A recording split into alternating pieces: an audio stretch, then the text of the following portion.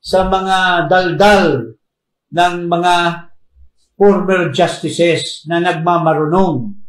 Tapos na sila sa korte, ngayon gusto pang pumapel sa publiko.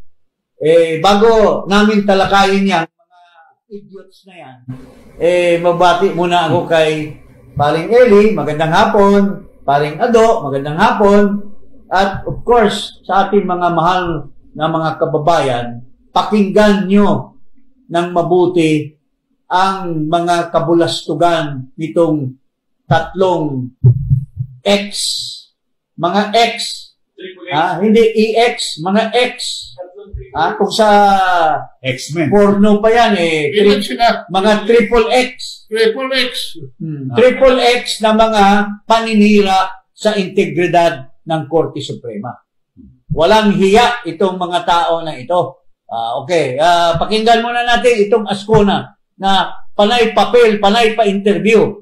Tapos, binabastos mo ang institusyon na pinanggalingan mo. Mahiya ka naman, Ascona.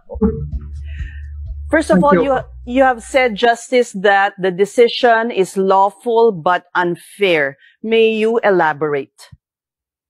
Yes, I said that the decision may be legally correct, but it strikes me as rather unfair.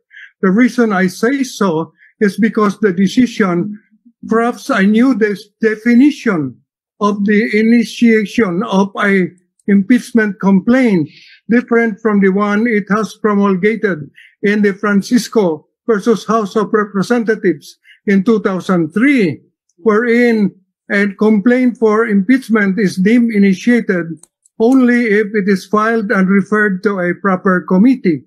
In this case, there was no such reference to a committee, so it has not yet been initiated.